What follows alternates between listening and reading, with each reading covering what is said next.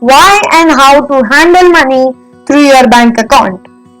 As a child, I always asked my banker mother about how to deposit and withdraw physical cash from an electronic bank account. She always laughed on my question, and one day she explained me the whole concept. So, let me walk you through that concept in today's video. So, let's get started.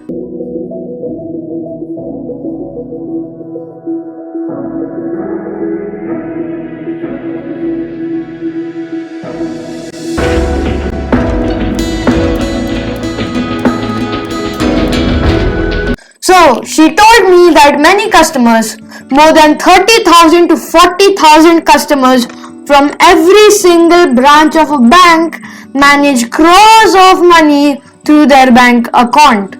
That does not mean the bank physically handles those crores of rupees in cash. Banks have the authority to hold and maintain only certain amount of physical cash.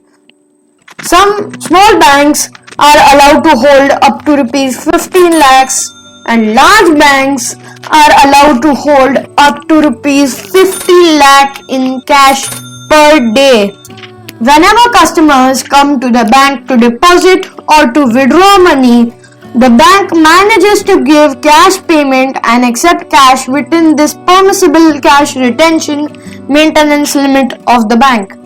Suppose the bank sometimes exceeds this cash retention limit. In this case, the branch needs to pay a penalty for the same. Do you know the government and Reserve Bank of India, the bank's regulator, always emphasize reduction of cash transactions and encourage transactions digitally. The main reason behind this is to curb the black money from economy. But what is black money? Whenever we do transactions in cash, the track and source of that money generation is difficult to identify. Because of this reason, many bad transactions like drug peddling, smuggling, kidnapping are usually done with cash or physical money. Hence, it is difficult to track transactions, and that is why it's usually called black money.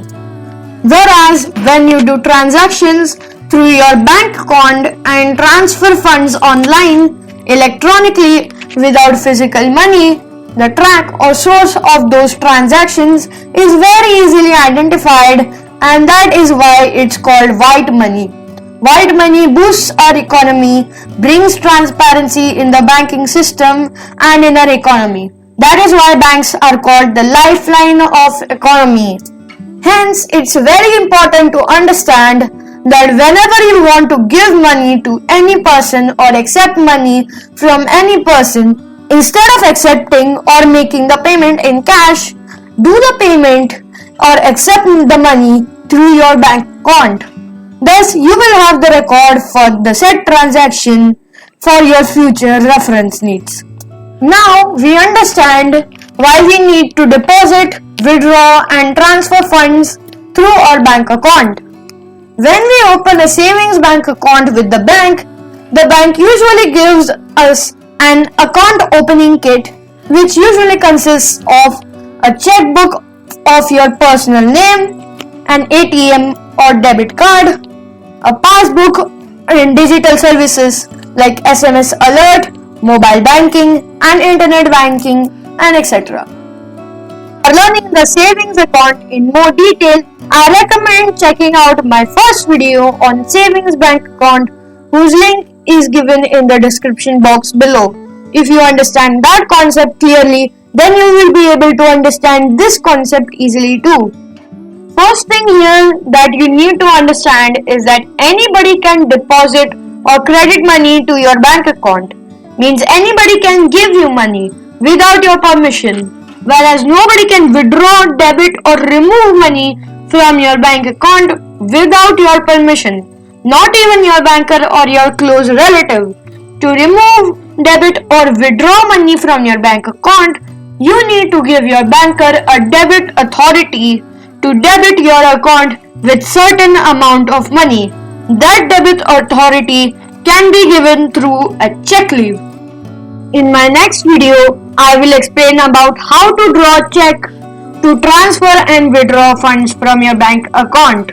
When you wish to remove, withdraw or take out money from your bank account in a physical cash manner, or when you want to transfer funds or money from your bank account to your friends or relatives account without using digital services of the bank but by personally visiting the branch of a bank, you need to draw a check with whatever amount you desire to withdraw or transfer and give it to your bank. The bank, after verifying your account number, your signature and the name in their records, allow debit or to remove funds from your account.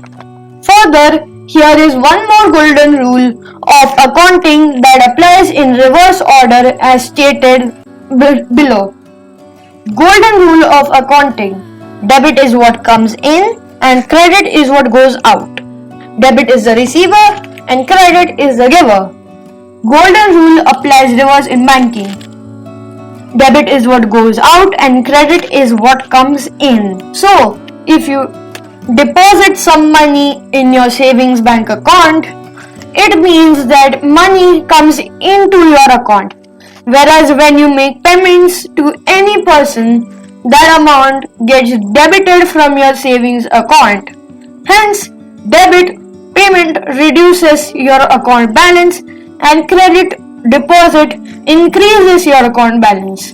The golden rule of accounting will be explained in detail in my next video. Let's continue. We have been talking about how white money can give you an analysis of your transactions. But where can you find these transactions? These transactions can be found in a book that the bank gives you printed called the passbook. The only slight problem is that you need to renew your passbook on a regular basis, which becomes a big problem when the only bank you can reach is very far from your home. But it's worth the pain for handling your money mindfully. So, you must be wondering what a passbook looks like. So here I have a picture of it. But nowadays, you can digitally view your transactions with your bank's app. As you can see from this passbook, the debit is the withdrawal and credit is the deposit. Credit is what you deposit and debit is what you withdraw from your bank account. So, we have seen how we can remove funds from our account. However, when you want to deposit cash in your bank account, you need to fill in a pay-in slip and give the same along with the cash to the cashier of the bank, who will deposit the said cash as per your pay-in slip details into your savings bank account. The pay-in slip has two halves. In both the parts, you need to fill the same information. When you give cash along with this pay-in slip, the cashier of the bank keeps the right side, the larger part of the pay-in slip along with the cash, and gives the smaller part of the pay-in slip to you with a stamp as a receipt. And that's it, guys. I hope you learned from this video and become good at handling your money mindfully. So guys, if you found this video informative, then do make sure to like, share and subscribe for more informative things. I'll see you around.